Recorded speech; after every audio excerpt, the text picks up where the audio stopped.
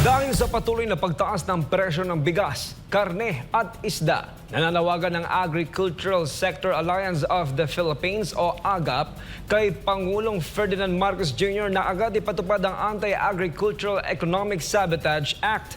Ayon sa party list lawmaker, walang saysay ang batas kung walang magpapatupad nito laban sa mga nananamantala at nagmamanipula ng presyo. Dapat umanong maparusahan ang mga ito.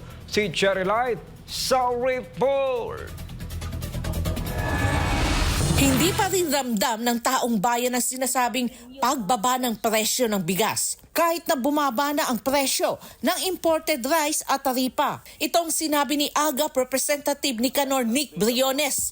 Nananatili pa rin umano ang mataas na presyo ng lokal na bigas sa kabila ng pagbaba ng presyo nito sa pandaigdigang merkado. Sinabi ng mambabatas na dahil bumaba na ng 20% ang taripa ng bigas, dapat ay nasa 7 piso kada kilo ang ibinaba ng presyo nito. Dagdag pa niya, bumaba rin ang presyo ng imported rice sa world market.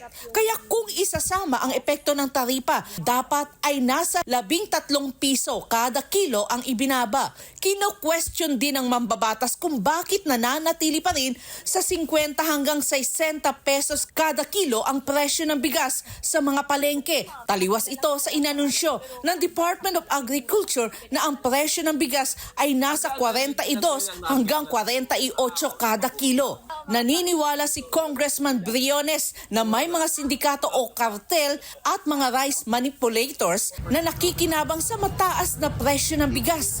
Bagamat may batas na Anti-Economic Sabotage Act kung saan siya ang pangunahing may akda, nananatili umano itong hindi epektibo dahil sa kawalan ng enforcement group.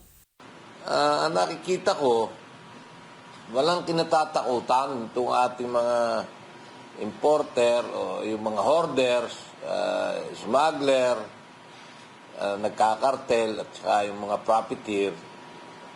Dahil yung National Council, kung saan itong batas na Anti-Agricultural Economic Sabotage Act ay epektibo na, pero wala pa tayong enforcement group. Binanggit pa ng mambabatas ang insidente noong Nobyembre kung saan nakumpiska ang 21 container vans ng frozen mackerel na nagkakahalaga ng 178.5 million pesos. Gayunpaman, hindi na isampa ang kaso gamit ang Anti-Agricultural Economic Sabotage Act. Ayon kay Briones, ang Pacific Sealand Foods Corporation na pag-aari umano ni na Michael at Maria Teresa Chay ay sinampahan na ng kaso. Ngunit hindi umano dumadalo ang mga ito sa pagdinig at posibleng nagtatago na. Hiniling ni Briones na maglabas ng whole departure order para mapigilan ang paglabas ng bansa ng mga suspek. Gusto ng custom ay doon pailan ng kaso doon sa lumang batas.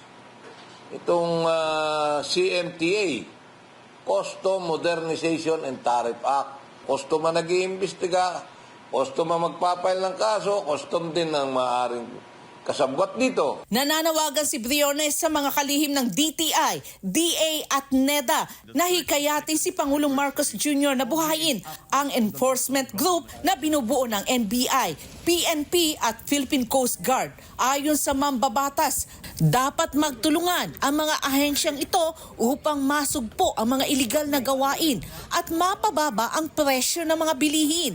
Para sa Diyos at sa Pilipinas kong mahal, Cherry Light, SMNA News.